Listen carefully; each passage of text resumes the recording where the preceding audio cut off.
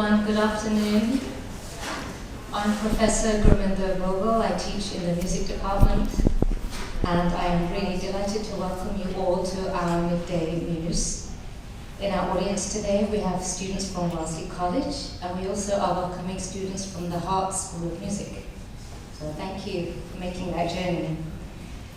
Today's concert has been organized as part of a course called Sacred Sounds South Asia, which I'm currently co-teaching with my colleague from the Department of Religion, Professor Nilima Shuklaka. We would like to thank the Mellon Foundation for funding our course and the Departments of Religion and Music for making this event possible. It is a great honor for me to introduce our special guests today. This is the first time Wellesley College has had the opportunity to host a Sarangi player of the caliber of Suhai Yusuf Khan. Suhai is a hereditary performer. He is an 8th generation Sarangi player who comes from a long line of illustrious musicians. We will hear resonances of their music in Suhai's performance today. Suhai is also a scholar.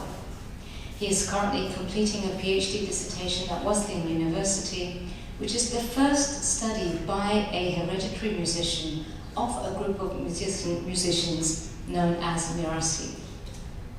His work examines their immense contributions to North Indian classical music, also known as Hindustani music. Suhai has been performing since he was 11 years old, and he already boasts a long and varied career. It is a joy to welcome Suhai to our campus today. You will see sitting alongside Suhai, a master player of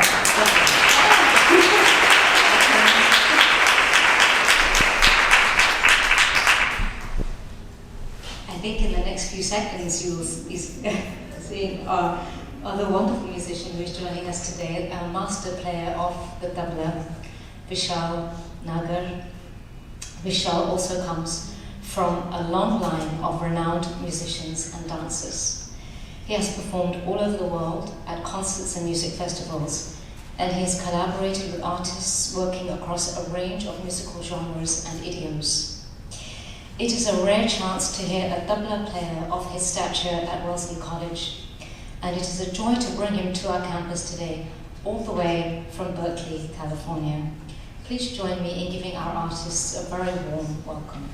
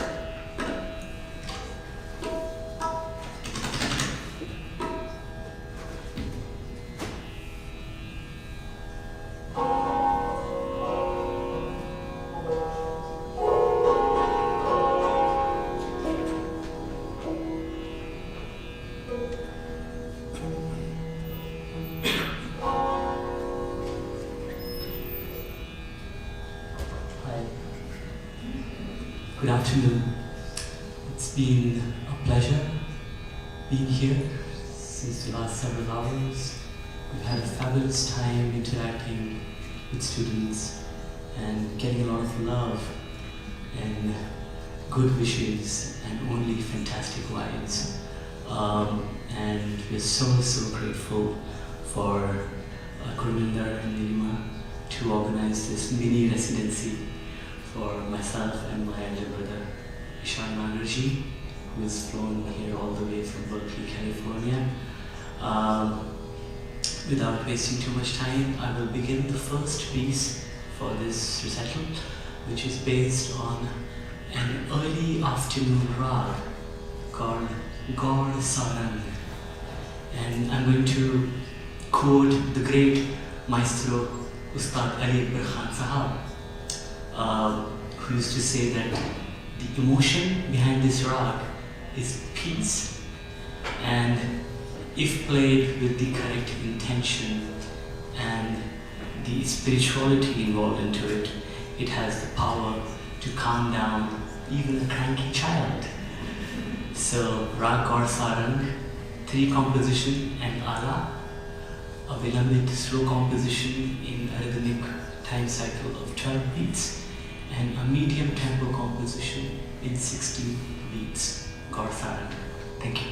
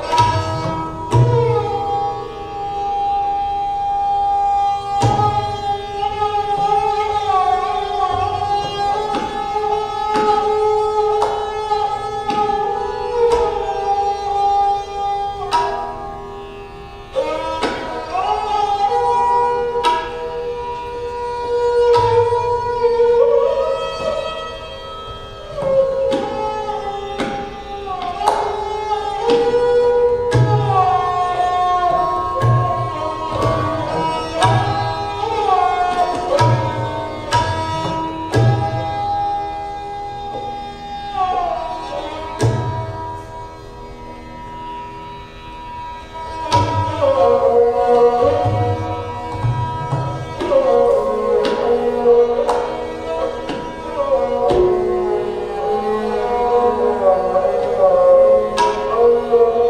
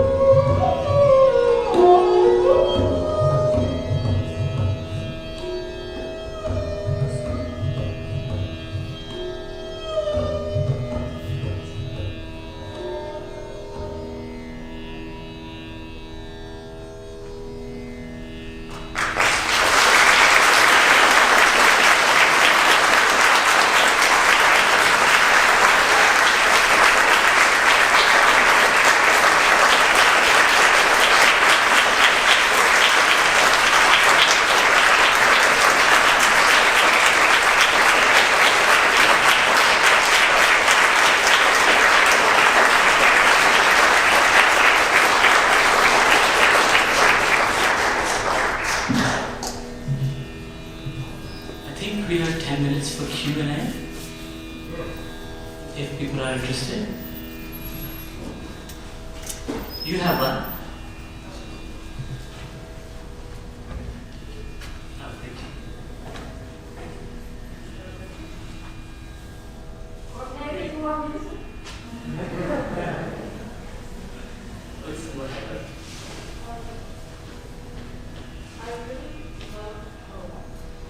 I really love watching your guys' expression and personal connections, like both to the music and to each other. It's very nice and entertaining to see. And I was wondering if you ever have nervousness during performances or before performances, because I felt like even when you guys came on stage, you looked very relaxed and calm and happy. So I was wondering if you ever have those feelings and how you combat them.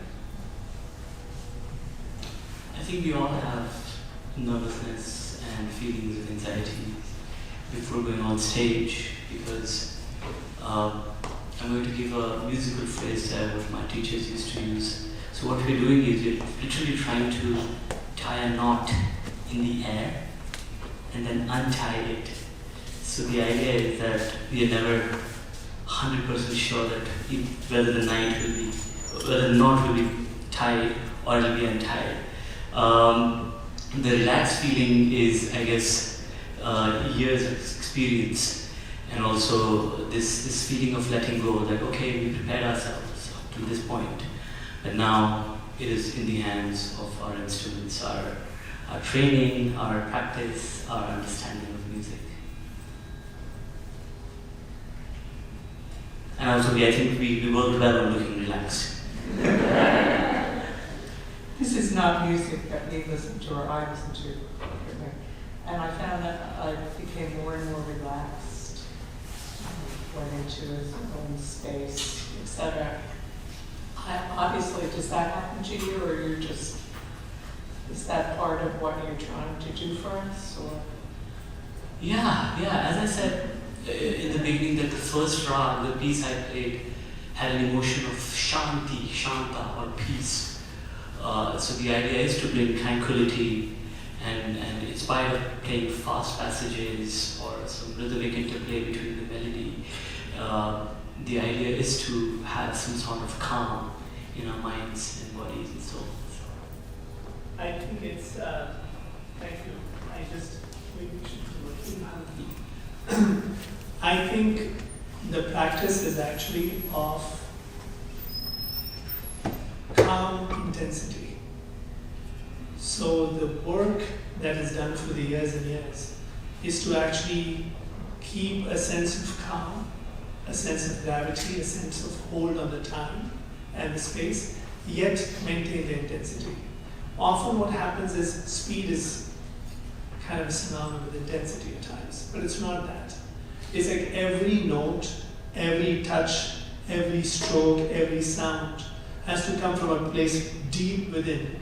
And it's not only the hands or the body is playing, but your mind, your intent has to arrive in every tone. And I think what happens is, because the intent is present in every sound, at least that's the attempt. I'm not going to say it always happens. That brings a sense of kind of a controlled intensity, which often translates to us feeling like everything is aligned, which further translates to peace. I mean, so peace for us is like this peace. You can be extremely playing very fast, but still feel very peaceful. And that's what. So in the first movement, the space in the notes, in the long notes, and the elaborations in that, you feel the calmness in the space.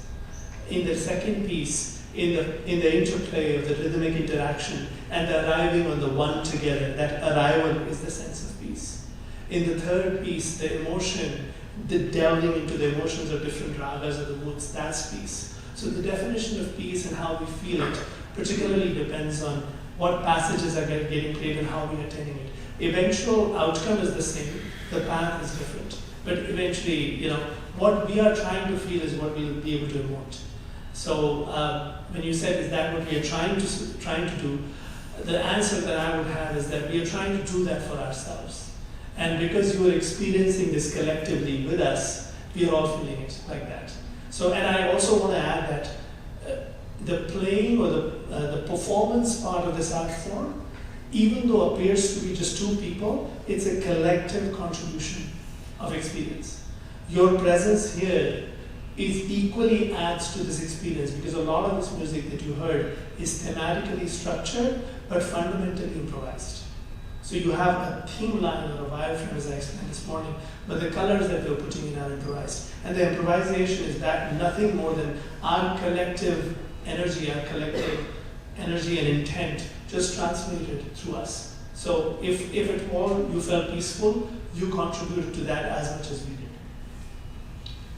So it seemed like my defenses were being broken down systematically, and from the first to the second to the third was sort of It's a passage. it was a passage, and I don't know whether that was you intended and you think about improvisation, you choose them and couple them. It's the path. It's the path of the progression of the flow. Another question? Yeah, thank you. Thank you for doing this. Building on what you said about this not being, music that we listen to every day. Yeah, I strongly reckon with that. And I feel like this, especially for me, has opened me to a whole new world of melody that I never thought possible. So, yeah, thank you. Just watching you doing that, working it then is really beautiful. And so my question is, how, in a few, as quick as possible, how did you discover this melody for yourselves? The melodies we are playing are evolved melodies. They are not something which we are composing on the go as we are going. These have been going around for centuries. Many different musicians, artists, singers have interpreted these melodies in many different forms. However, keeping certain rules and regulations, certain tools of this form of music together. That's what kind of brings us together on stage. So you might have noticed that we are constantly going away from each other. There was something which was keeping us on track. We were constantly coming back to something that for us is a pull of gravity, a sense of knowing where we are, irrespective of how further we grew apart, but then we keep coming back. So those tools are highly essential in order to paint this sonic canvas which we did for you.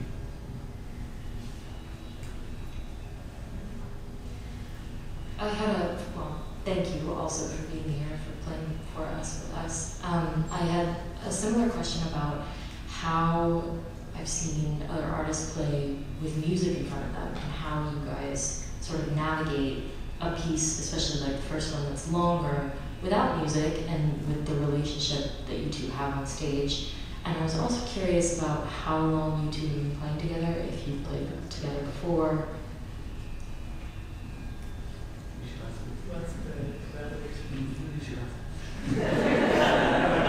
We go on well on stage. Two again very good questions.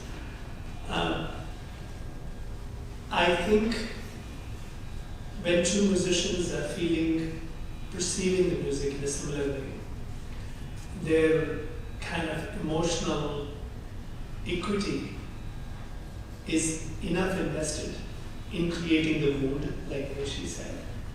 And when you find yourself on the same emotional plane as you approach the instrument, the connection becomes very natural. It's almost like instead of tuning the instrument, you're tuning yourself to it. Part of it is nurtured, and to be honest, part of it is just natural. There are some, musical, soulful partners that you work with, where the instrument your body being an instrument is already in tune, and your intent being kind of pure and your approach kind of matches. So that certainly plays a big role in us coming together to perform. This connection is actually, for me, I'm going to come from a performer's perspective. It's coming from a place where it isn't obvious that we are connected. For audience, the connection is obvious when we converge to a big accent. Or for the audience, it is obvious when we converge to a big finale. Or we come to the beat number one and the moment of aha is there and you're like, wow, these guys are connected. That is a very defined touch point. But the connection that makes that happen is the place in between the spaces. When there are silences in the music, when there is space in the music, when the two performers are kind of connected, that's only when you can converge to the one. Connecting to the nervousness point, if you are not deeply connected emotionally, then your one will never converge to a lot of gravity. It will converge with a very nervous unsurety. I mean, just creating a loud sound is not accent. Creating a very deep, fat, profound sound is accent. So I think that is one answer. That being said, our training, this was like on an emotional plane, but if you think about it on a fundamental plane, our training of Indian classical music is designed or it's structured or has evolved is actually a better word, in a way that you are fundamentally taught basics of how to think together when you're on the stage. So you are taught like a framework of how the music progression should happen, how the raga should be explored, how phrasing should be explored, and once you start learning the thought process to think together, then you can team up on the stage and still come together with a good show. Whether the moments will have that joy, moments of wonderment, and the moments of unexplainable joy, that is like a natural element. But till about 70 to 80% of what we did, you can achieve just by the fundamentals of it. Beyond that is just connection. As far as Sohail and I playing together is concerned, you want me to answer that too, or yeah, okay.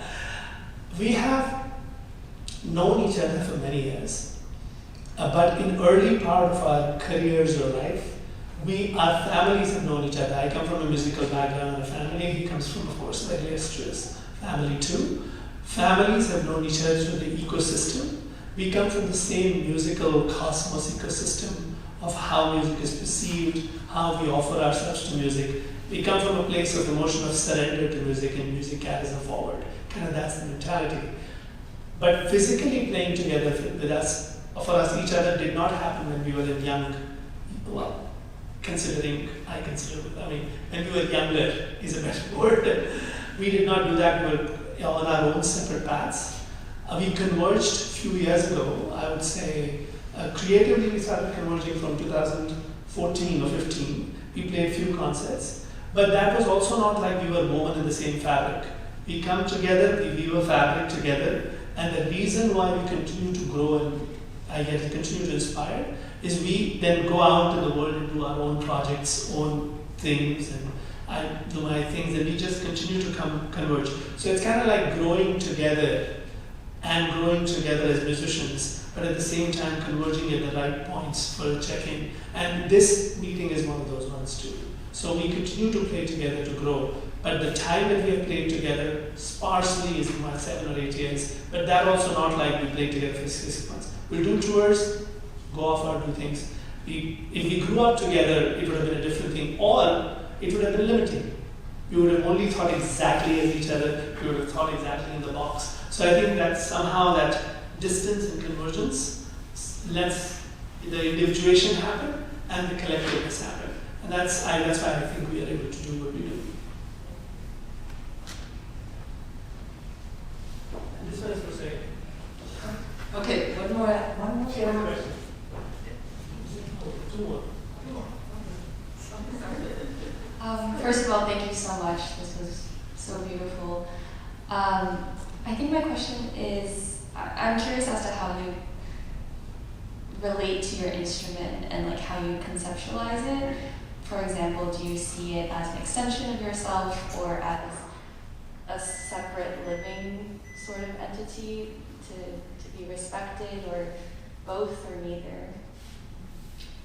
Yeah, well, Sarangi is, I think I said this in the previous class we were talking about. Sarangi is one of those rare instruments in North India which, in spite of being an instrument, applies vocal music. So it is mandatory for Sarangi players first to go through vocal training in order to not only understand the nuances of vocalist, but also to make the Sarangi their own voice. which is literally what you said. It becomes your own extension. It becomes an extended part of your body. So definitely that's the relation. And then there is this spiritual relation as well, where you really respect the instrument as an energy around you. So that, yes, it is something which is lifeless in front of you, but when you pick it up, it does bring out life, it does projects energies, it does moves our minds and bodies beyond our imagination. So that is a very spiritual relationship we have with instruments. So one more.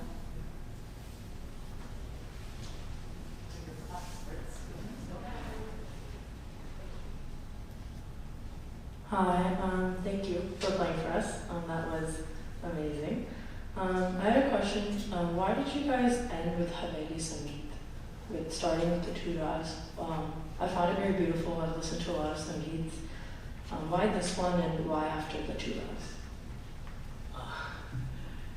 But if you look North Indian music from a concertized manner, there are these etiquettes on kind of how you bring a prelude and how you introduce a longer composition, Vilambit, how you then introduce a mid-tempo composition, Madhyalaya, and then if you look at the overall design of any North Indian concert, or per se this one, it's a long crescendo. It's like a build-up, right? And then you bring the energy down. So you, as a musician, choose compositions in a way which would have, or which would protect some certain kind of a similar kind of a feeling.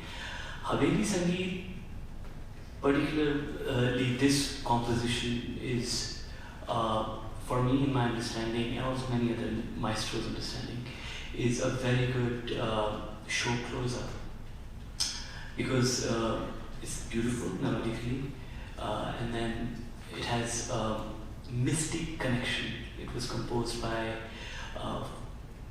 14th century mystic poetess Mirabai, an amazing figure who wrote amazing compositions. So it's a tradition to kind of end on a spiritual note, because spirituality is very important in this form of music, right from the fact of that you're sitting in a yogic posture, sukhasana. So whether you identify that or not, unconsciously you are doing a sort of spiritual act by playing the instrument. By Vishalji said you need to have clear thoughts in order for this to have a very confident coming back onto some other one, where the nervousness is not projected, where anxieties are controlled, where breathing is structured and meaningful. Right? So I think spirituality and also the way the long crescendo ends are two reasons why we chose Haveli Sangeet. This is a good point. I just want to add one thing. Indian music or Indian classical music, just to add to him, we have to be very aware that it was not a performance art form. It was actually an art form for a self-realization is a very big word, but it was more for like an internal growth. So the practice of Indian classical music was about your own experience, and then you share this experience with a collective joy, so to speak. After 1950s, when the structure of performing arts kind of changed in India, after independence we didn't have the kings and the courts and the patrons, it became like a concertizing art form. It became an art form where you had to present this outward representation of the Indian classical music for entertainment or experience. You could put it either way. I would call it experience, but widely known as entertainment. It became a performance classical art form, became transactional in nature. In some ways, you go perform, you go and listen to the concert, you go back home. The experience was never about a performance impact. Speed, big crescendo, impacts, ending, is an important part of Indian classical music, but that's not the total complete experience. The idea was that on an emotional plane, you go through a passage or the journey, which was talked about, and you explore this longer, wider thought, and you converge yourself to more of chota khayal. That's what it is. Bada khayal, chota khayal, and then you converge that, and the convergence of that with the fast tankari, fast ideas, exploration of the patterns, weaving the patterns within the structure of the raga, you come together to that convergence of that energy. But if we leave it at that energy, then the intensity is very high. Even though the performance impact and the wow factor is higher, that's not the intent of classical music. Classical music's intent is to take that emotional plane or the emotional high and further elevate the emotional plane that the person is in or we are in. So once you get to that point, at that point you start to create like a whole another journey of emotion, and usually the last piece in this journey either can go towards Thumri, which is more melancholy or romantic for that, or it can go to Bhakti. So the divine experience after the intensity of the piece comes from a place of surrender. And Bhakti Ras, which is one of the Ras, Bhakti is devotion actually, comes from a place of complete surrender. So the idea is that you took this very vast thought, brought it, converged your mental thought, energy, approach, surrender to this one converging point of the sum after the chota khayal. You take that energy and further spread it out to Bhakti and surrender. So you will mostly hear there's a Thumri or Bhairavi, which is another rag, or Bhakti Ras, that always ends the classical music, if there is time for it. I mean, if there's no time, usually you just do a rag and end it. That's kind of the reason. So the idea is to take it beyond and leave with a feeling of like a little bit of almost like elevation. I often say that if the time is right and the moment feels right and the emotion is there, we as a performer start feeling lighter. Even though you feel like us like playing harder and stronger and accents, the actual feeling within is lighter feeling. You're like lifted up a little bit. And that's the idea.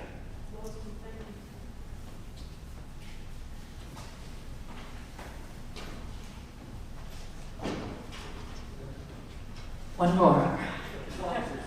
I think you sort of answered this, but is any of this written down like Western music? You know, they have the notes or is it all just sort of transmitted through, I don't know, orally, through tradition? It can be, but up to a certain point, because this music is not designed to be notated, and scholars have notated it. There are transcriptions available, and there are many different methodologies of transcribing it. However, there are certain nuances which cannot be transcribed. That's why the execution of this music is always beyond what is just being transcribed, and you have to really spend time with the maestros in order to not just learn the music, but the etiquettes, mannerism, and the so-called, I keep coming back to the word spirituality, to understand the energy behind it as well. Thank you everyone for coming, and thank you again to our artists.